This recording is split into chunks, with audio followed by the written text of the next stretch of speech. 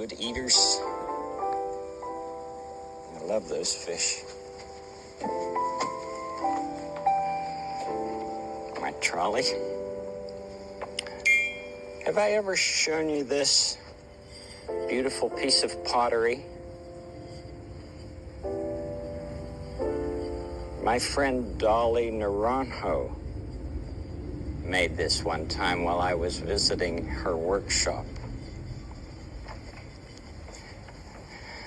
I love to think about that time when we were together and she made this beautiful piece of pottery.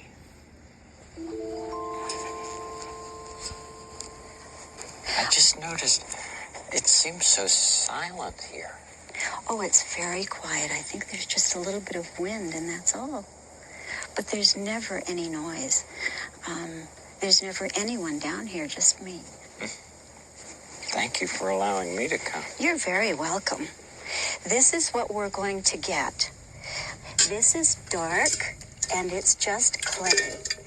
And it will hold together. May I do that? Yes, you may. Just pull it out with your fingertips.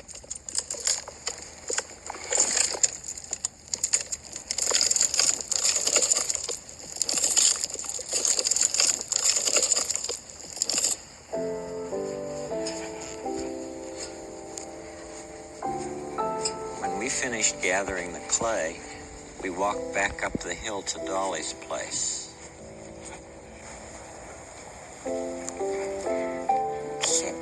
We'll pour our clay into this bucket.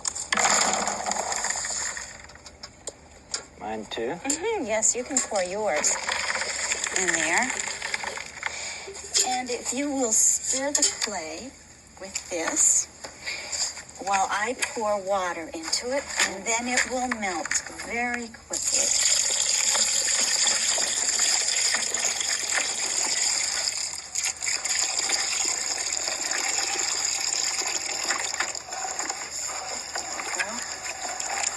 Maybe just keep stirring for a little while. It's not very hard to stir. No, it's not. Did you like to play with mud when you were a little girl? Always. Always. I still like to play with mud.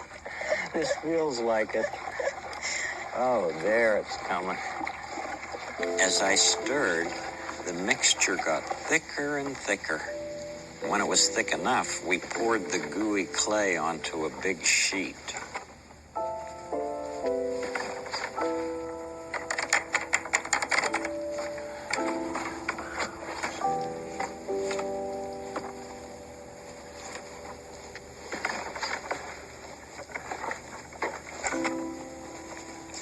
And we'll have a nice little pile of it. The next thing I'm going to do is give you the bucket of volcanic ash. And the volcanic ash comes from the hills in northern New Mexico. What we're going to do is add the volcanic ash to the clay to give it strength. And I'm going to take one of my shoes off, and as I mix it with my foot, you will add, if you can just reach in and add some of the ash to the clay, and I will mix it in. As I sprinkled on the ash with my hand, Dolly mixed it into the clay with her foot. She's known how to do that ever since she was a young girl.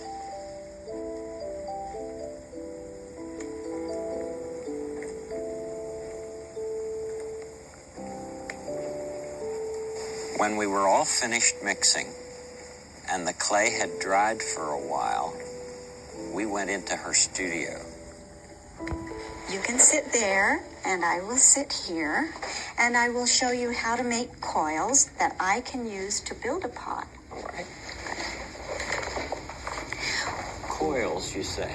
Coils are like snakes, little snakes, and they are the building material, the building blocks of traditional Indian pottery. And what I would like for you to do is take a bit of clay, about this much, put it on the table, then just roll it back and forth like this until you have a coil. And the coils that I need for this pot will be about that size. About this size? Yes. Well, I'll try. Okay. Let me give you some clay that you can use. And I will begin with the base.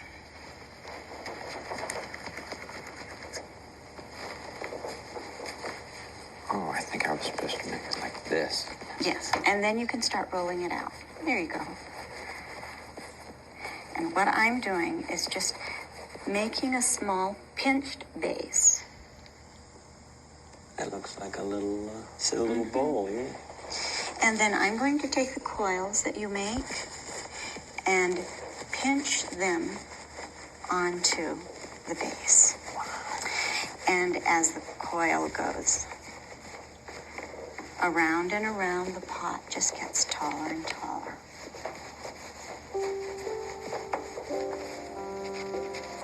Dolly made it look so easy. Her hands seemed very comfortable forming the clay. Oh, that's wonderful. Let me add that to the base, and I will give you just a bit more clay so that you will be able to make another one. Okay. And I'll use that one. We made a good team, Dolly and I. I making the coils, and Dolly adding them to the pot.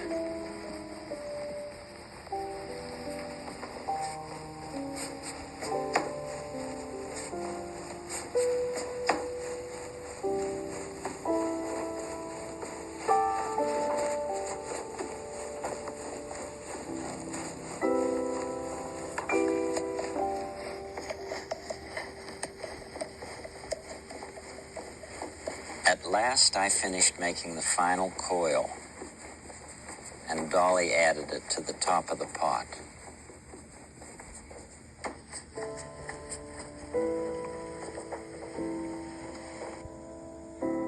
She smoothed the coils with a knife, and after that formed the top part of the pot called the lip. When it was just the way she wanted it, she added it to the pot. And when she was finished, she let it dry. Now that it's dried, it looks smaller. It is smaller. As the clay dries out, it shrinks a little bit. But as we've compacted the pot with the knife, it also has made it smaller. The next part of the process is polishing, and this is a red clay that I also gather from the hillside. It looks like paint. It looks like very, very red paint. But it's just clay and water? It's clay and water, that's all. Then we want to start polishing. This is a polishing stone that I use for the first round of polishing. And what I'm going to do is very rapidly move my stone back and forth over the entire pot so that I can begin packing in the slip into the pot, into the pores of the pot.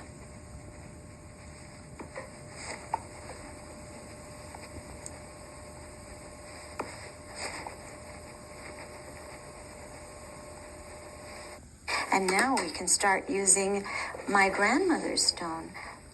Actually, this is my great-grandmother's stone. My mother gave it to me when I started making pottery. And now it's being used by 4 generations. That's right. But with this stone, I'm going to start at the bottom and go to the top. Only in one direction. And we'll go around the entire pot 2 or 3 times. It was so interesting to see the outside get smoother and shinier as Dolly continued to polish it. There, I think that this is ready to be fired. We'll take it outdoors and we'll fire it in the traditional way. Okay. We're going to put our pot into the tin. Put another piece of tin over the pot to protect it from anything falling in there. And then we're going to put wood all the way around it, standing up this way, yes. And if you can do that side, I will put some wood on this other side.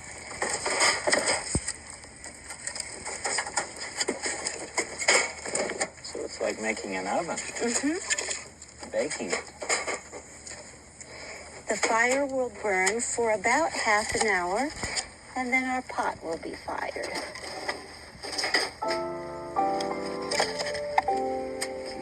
After the firing, back to the studio. Fred, our pot is ready to carve.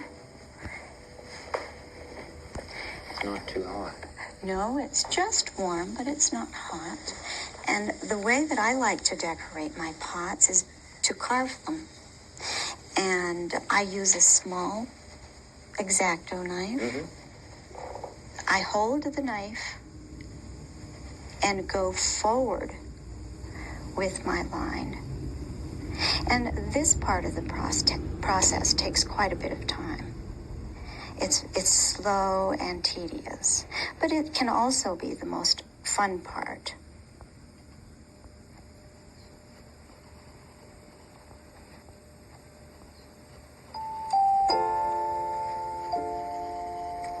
Because Dolly's been making pots since she was a very young girl. She's had a lot of practice. I marveled at how carefully she worked and how skillfully she carved.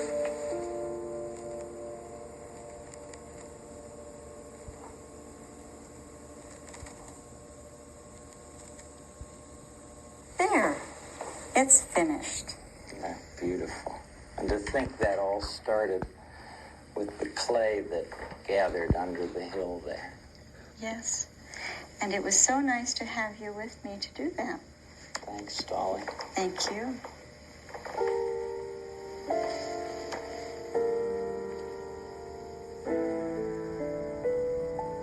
This is beautiful. And it means all the more to me because of the wonderful person who made it. There are so many artistic ways to express who we are and how we feel. Every time I look at that piece of pottery, I think of Dolly and being with her.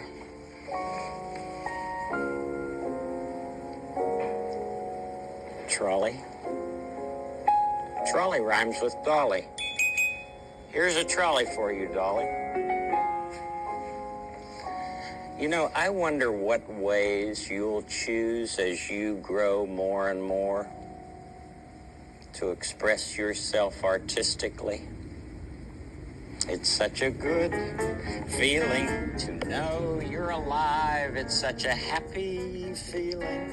You're growing inside, and when you wake up ready to say, I think I'll make a snappy new day. It's such a good feeling, a very good feeling, the feeling you know that I'll be back when the day is new, and I'll have more ideas for you, and you'll have things you'll want to talk about. I will too. We'll have lots to talk about and lots to do when we're together next time. Bye.